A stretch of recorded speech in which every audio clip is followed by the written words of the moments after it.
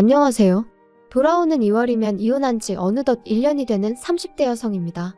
사실 요즘이야 한번 갔다 온 건 흠도 아니라고 하지만 그래도 이혼한 게 자랑은 아니다 보니 이혼했다는 말을 하게 될 때는 어쩐지 저도 모르게 움츠러드는 게 사실이에요.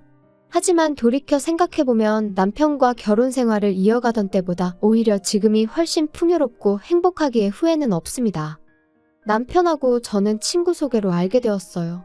좀 더 구체적으로 말하자면 그날은 제 고등학교 동창의 생일이었는데 그 친구가 워낙 마당발이거든요.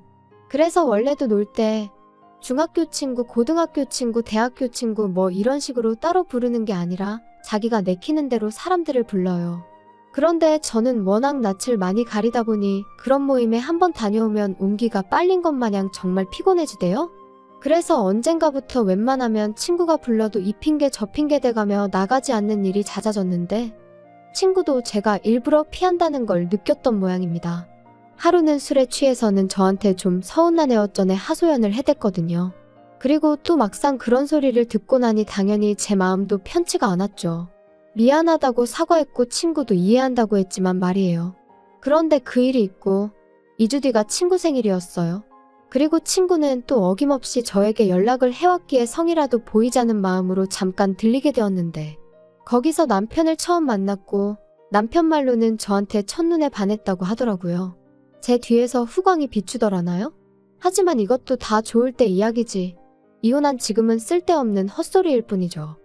아무튼 그날 이후로 남편은 제 친구에게 물어 제 연락처를 알아냈다며 신뢰가 되는 게 아니라면 다시 한번 따로 만나고 싶다고 문자를 보내왔어요. 그리고 솔직히 저는 그런 남편의 문자가 반갑기보다는 거슬리더라고요. 친구가 저에게 말도 없이 제 연락처를 줬다는 것도 마음에 안 들었죠. 그런데 친구는 자기가 보기엔 남편이 정말 남자답고 괜찮은 사람이라서 좋은 뜻으로 알려준 거라며 저더러 자길 믿고 한번 만나보라는 거예요. 그리고 이것도 거절하면 또 서운한 애 어쩌네 말이 나올 것 같아서 거절할 때 하더라도 직접 말해야겠단 마음으로 남편을 만나게 되었습니다. 하지만 상황은 제 예상대로 흘러가지 않았어요. 남편은 생각보다 훨씬 매너도 좋았고 말도 잘 통했거든요. 이렇다 할 공통점은 없었지만 어째서인지 대화는 계속해서 즐겁게 흘러가는 게 신기하기만 했죠. 그래서 이후로도 남편과는 몇 번의 만남을 더 가지다가 본격적으로 연애를 시작하게 되었네요. 연애한 지 1년 반 만에 결혼 이야기까지 오가는 사이가 되었고요. 남편과 저는 처음부터 양쪽 부모님께 손을 벌릴 생각은 없었습니다. 남편이 먼저 우리 둘 다 적은 나이도 아니고 또 자기는 나름대로 신혼에 대한 로망 같은 게 있다면서 원룸도 좋으니 우리 둘만의 힘으로 한번 시작해보자고 했었거든요. 그리고 저 또한 대학 등록금을 직접 벌어서 냈을 만큼 독립적인 성격이었다 보니 그런 남편의 제안이 싫지 않았죠. 콩깍지 때문이었겠지만 그 당시에는 그런 남편의 모습이 강단 있어 보이는 게 오히려 멋져 보이더라니까요. 하지만 본격적으로 신혼집을 알아보면서 남편이 그런 말을 할 수밖에 없던 이유를 알게 되었어요.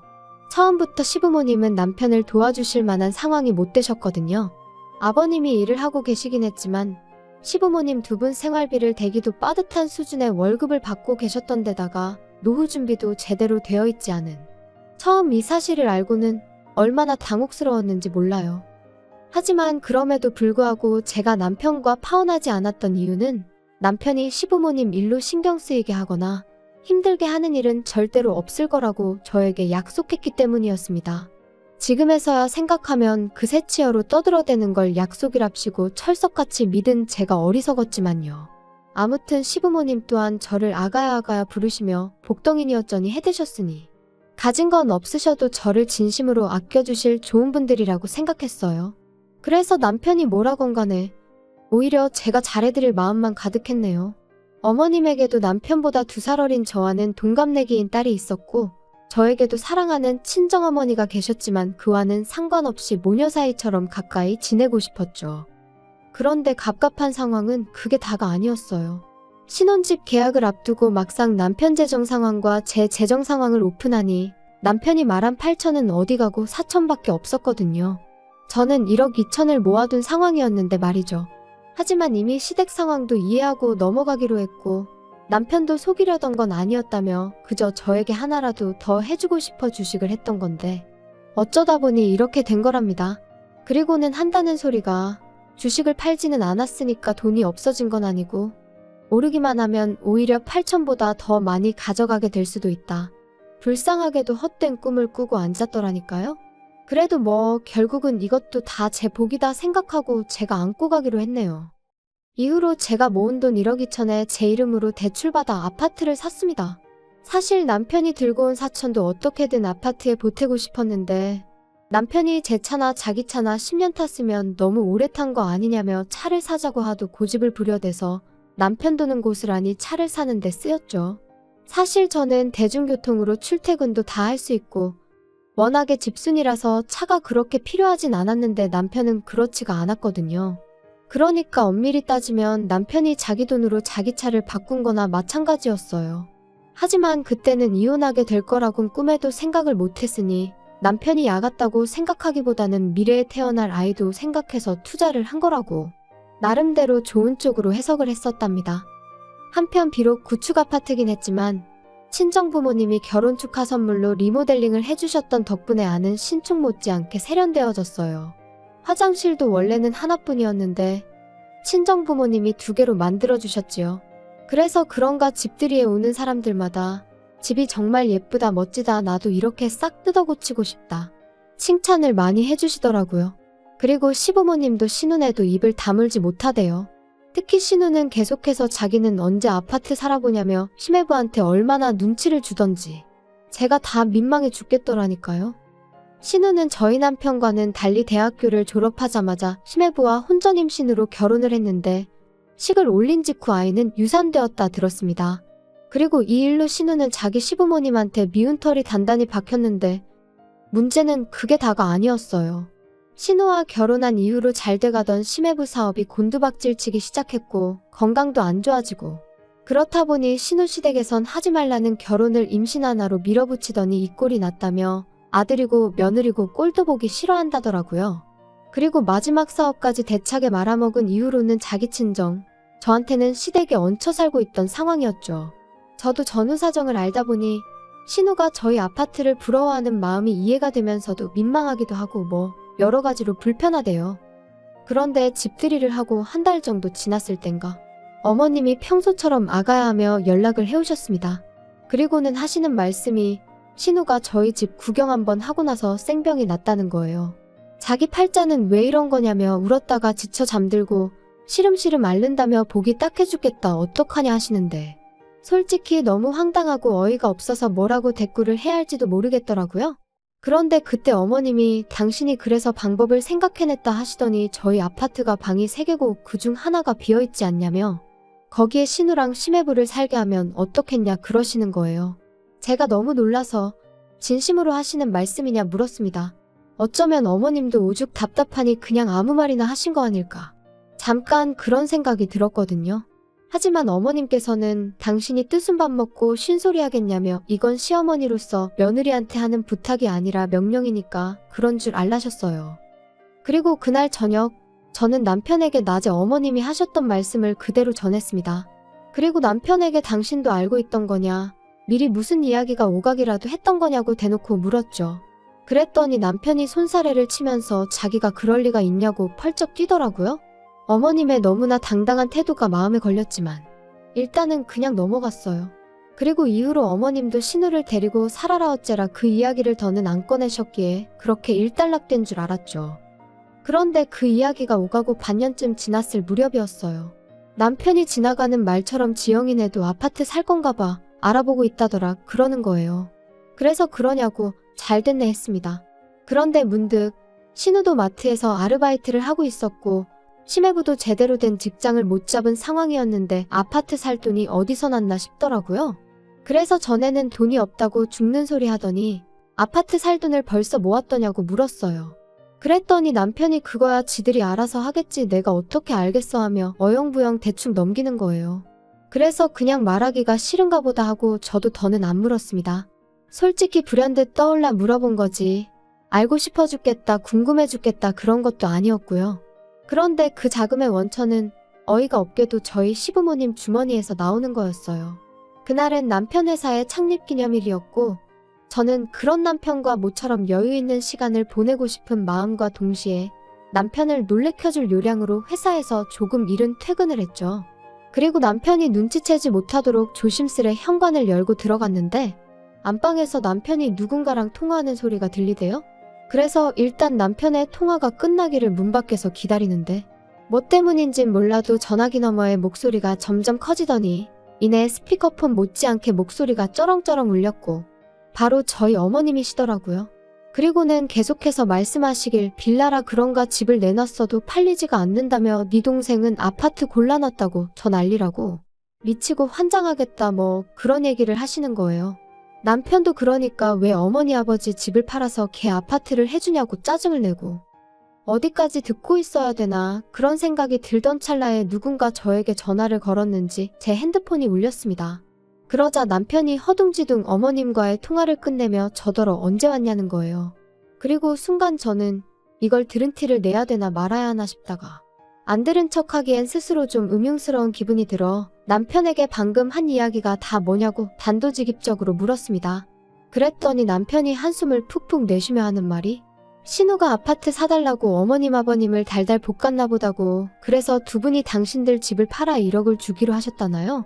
어이가 없어서 그럼 시부모님은 어디 가서 사시려는 거냐고 물었더니 남편이 하는 말이 자기도 모른답니다. 어머님이 갈 때는 정해져 있으니 걱정하지 말라고만 말씀하셨다고요. 그리고 며칠 뒤 남편이 어머님한테 이야기를 한 건지 어머님이 너도 이제 다 알지 않냐며 연락을 해오셨어요. 그리고는 그 일로 할 이야기가 좀 있으니 저희 집에 오시겠다 하시더라고요. 그리고 그렇게 시부모님과 저, 남편 4사람이 모이게 되었는데 어머님이 또 다시 아가야 하시면서 제 손을 당신 양손으로 꼭 쥐시고는 이번만큼은 정말 내 뜻에 따라줘야 한다 하시는 거예요. 그리고 저는 솔직히 신우 집 사는데 돈 보태줘라 뭐 그런 이야기를 하시려는 건가 싶어서 순간 확 예민해지더라고요. 남편도 저랑 결혼할 때 해온 거라곤 자기 차 바꾼 돈 4천이 전부인데 설마 저한테 돈을 달라시겠나 싶으면서도 말이죠. 하지만 어머님이 이어하신 말씀은 아예 차원이 다른 것이었습니다. 어머님께선 지금 사는 빌라 팔아서 신혼에 1억 주고 나면 당신 손에 남는 건 2천이 전부라며 그 돈을 저에게 주시겠다 하시더니 대신 안방을 내어달라셨거든요. 황당해서 그게 무슨 말씀이시냐. 저번에 신우 때도 말씀드렸지만 그렇게는 못 지낸다 했어요. 어머님이 왜 못 지내냐 하시길래 외고 말고 불편해서 싫다고 했죠. 구구절절 대라면 될 이유가 100가지도 넘었지만 결론은 불편해서 싫은 게 사실이었고요. 하지만 어머님은 계속해서 우기시기를 그래서 저한테 2천을 주신다는 거래요. 전세랑 비슷한 거라나요? 말도 안 되는 어머님의 억지에 이걸 하나하나 반박을 해야 하나 싶을 정도로 당혹스러웠습니다. 그래서 남편에게 무슨 말이라도 좀 해보라고 당신은 이게 말이 된다 생각하냐니까. 남편이 저더러 잠깐 이야기 좀 하자며 저를 방으로 끌고 들어가려는 거예요. 그래서 싫다고 여기서 이야기하라 했죠. 그랬더니 하는 말이 어차피 자기 장남인 거 알고 결혼하지 않았냐면서 시부모님이 늙고 병들면 모시고 살 생각을 못했냐대요. 어이가 없어서 지금 두 분 나이가 60대 초반인데 무슨 늙고 병들고 그런 소리를 하느냐고 받아쳤어요. 그랬더니 남편이 또다시 그럼 시부모님이 늙고 병들 때까지 기다리고만 있을 거냐는 말도 안 되는 헛소리를 하더라고요. 기도 안 차서 다시 시부모님한테 아니 집 한 돈을 신우한테 주셨으면 합가도 거기랑 하시는 게 맞지. 왜 저희한테 이러시냐 따졌습니다. 그랬더니 시부모님 하시는 말씀이 신혼에는 하루라도 빨리 애를 가져야 하는데 당신들이랑 같이 살면 얼마나 불편하겠냐며. 그리고는 급기야 저더러 이 집은 방이 3개지만 신혼에는 돈이 없어 방 2개짜리밖에 못 간다고 그렇게 꼭 후벼파야 속이 시원하냐고 소리를 지르시더라고요. 그리고 어머님과 제가 계속해서 언쟁을 벌이자 또다시 남편이 저한테만 소리를 질렀어요. 적당히 좀 하라면서 이 집이 네 거냐고요. 그래서 제가 그럼 내 거지 네 거냐 했습니다. 내 명의라고 대출도 나 혼자 갚게 해놓고선 그걸 까먹었냐고 머리가 어떻게 된 거 아니냐 했죠. 그리고는 남편더러 너 말 잘했다고 내 집이니까 당장 네 부모 데리고 나가라 했습니다. 안 그러면 나도 내 친정부모님 부르겠다. 경찰도 부르겠다. 한번 동네 시끄럽게 다 뒤집어 엎어보자고. 말 그대로 미친 엑스 마냥 악을 써댔지요. 그랬더니 시부모님도 남편도 그런 제 모습을 보곤 엄청 놀랬던 모양이 돼요. 저거 제정신 아니라며 도망치듯 나갔거든요. 그리고 결국 남편하고는 이혼했어요. 남편은 위자료니 뭐니 헛소리를 해댔지만 제가 뭘 잘못한 게 있어야 위자료도 주는 거지. 그래서 저는 남편더러 내가 너한테 받아내지 않는 걸 감사하게 생각하라며 네가 네 돈 주고 산 차는 안 뺐을 테니 그거나 먹고 떨어지라 했네요. 그리고 그렇게 한 달 만에 남남이 되어버렸습니다. 결혼에 이르기까지는 2년이 넘는 시간이 걸렸는데 이혼은 그 시간에 10분의 1도 걸리지 않는다는 게 새삼 우습더라고요.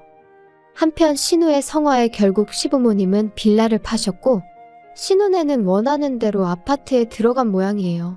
그런데 그 이후로 지금까지 금리가 장난 아니게 올랐잖아요. 그때도 시부모님 돈 1억에 대출을 있는 대로 끌어왔다 들었는데 이러다 신우네 아파트 경매시장에서 보게 되는 거 아닌가 모르겠네요. 그뿐만이 아닙니다. 그런 와중에 신우네가 시부모님이며 저희 남편이며 나 몰라라 하는 바람에 결국 있는 돈 없는 돈 다 끌어모아 보증금 3천에 월세 70짜리 구해서 세 사람이 같이 살기 시작했다대요. 제가 뒷조사를 한 건 아니고 지금도 종종 남편이 자기 반성 많이 했다며 용서해달라고 죽는 소리를 해가며 연락을 해와서 알아요. 차단을 해놔도 자꾸 남의 핸드폰을 빌려서 그러는 건지 모르는 번호로 보내오니 어쩔 수 없이 알게 됩니다. 그러니까 옛말에 욕심이 과하면 화를 당한다더니 그게 정말 딱이라니까요. 분수대로 살아라, 주제를 알라 뭐 그런 말들이 어떻게 보면 참 기분 나쁜 말도 맞지만 제가 생각하기엔 사실 욕심을 낼 거면 스스로 노력을 하라는 소리로 들려요. 아무튼 신우 한 사람의 억지와 탐욕이 이 모든 사단을 만든 게 아닌가 싶네요. 아무쪼록 다들 어떻게 살던지 간에 더는 저는 안 건들면 좋겠다는 생각뿐입니다.